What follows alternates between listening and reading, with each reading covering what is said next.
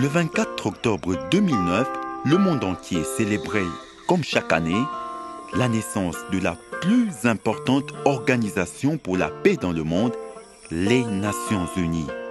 Ici, en République démocratique du Congo, la MONUC décidait d'utiliser cette journée pour réfléchir ensemble avec les Congolais sur les idéaux que défendent les Nations Unies.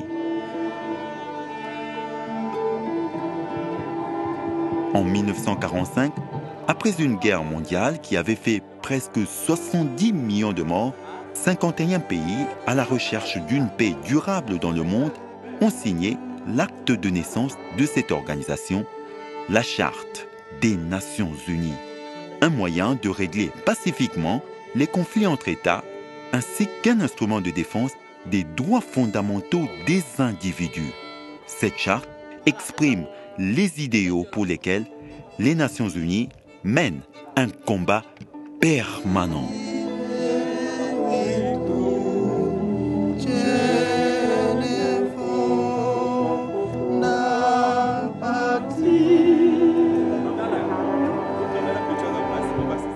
Un pays existe vraiment quand il a enfin un représentant aux Nations Unies. Et alors, je lui ai dit, Monsieur le ministre, puisque l'indépendance est déjà décidée, le Congo ne pourra pas s'en sortir sans les Nations Unies. Losembe Cardozo fut le premier représentant du Congo auprès des Nations Unies. En 1960, la RDC, avec 16 autres pays africains, rejoint les Nations Unies et signe la charte faisant sien tous ses principes et ses idéaux. Si tous ces pays ont jugé nécessaire de devenir part et partie de la Charte des Nations Unies et membres de l'Organisation des Nations Unies, c'est que tous y voient une certaine importance, quelque chose qu'ils ont à gagner pour le pays et pour leur peuple. La République démocratique du Congo, ayant signé la Charte des Nations Unies, a l'obligation de respecter ces principes qui sont contenus dans la Charte. Préserver les générations futures du fléau de la guerre. Proclamer notre foi dans les droits fondamentaux de l'homme, dans la dignité et la valeur de la personne humaine, dans l'égalité de droits de l'homme et des femmes, ainsi que des nations, grandes et petites. Créer les conditions nécessaires au maintien de la justice.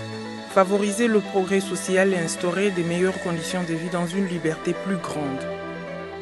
Le Congo était à l'ordre du jour pratiquement tous les jours. Parce qu'il y avait des événements au Congo pratiquement tous les jours.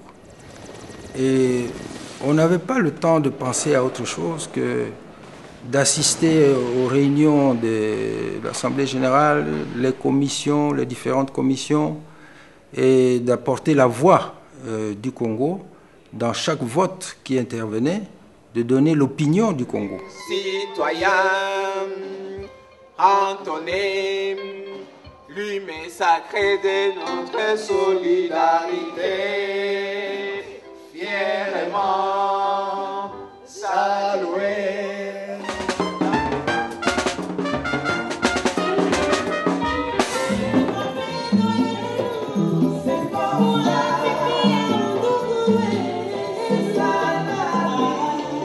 La chorale sort seulement le moment où l'orchestre va jouer. La MONUC avait organisé pour cette journée une rencontre culturelle avec les autorités locales, les représentants des agences du système onusien, les étudiants et des représentants des forces vives du pays au Palais du Peuple, siège du Parlement congolais à Kinshasa.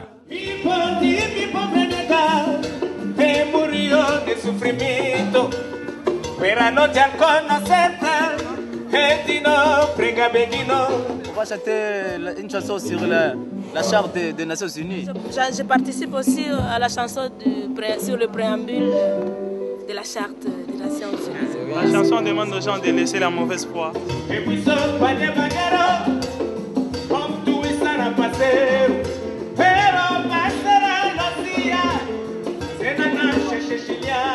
Tel que ça se fait avant la journée des Nations Unies, on a l'impression que c'est l'affaire des fonctionnaires des Nations Unies, alors qu'il s'agit en fait de la fête de la Charte des Nations Unies, de la fête de l'organisation, et donc c'est la fête des membres.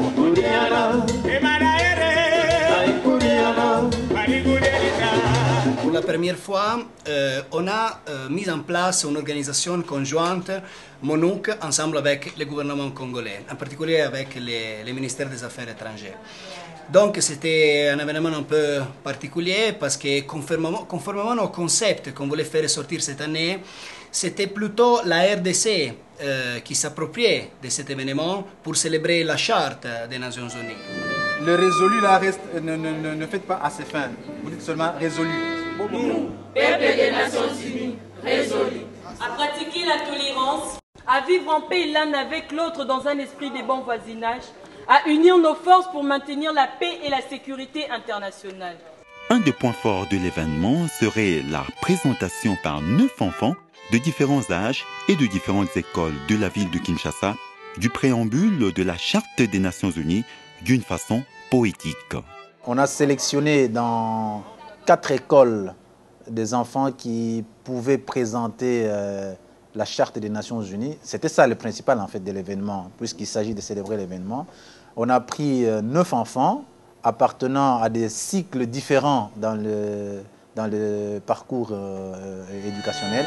On va reprendre. Oui, on va reprendre à zéro. Peuple des Nations Unies. Nous, peuple des Nations Unies, avons décidé d'associer nos efforts pour réaliser ce dessein. La division de l'information publique de la MONUC qui a fait vraiment la différence. Mais aussi l'État congolais a fait aussi sa partie. Vraiment, il a fait la différence parce que par exemple le Sénat a donné propre disponibilité pour l'utilisation de la salle de spectacle du Palais du Peuple.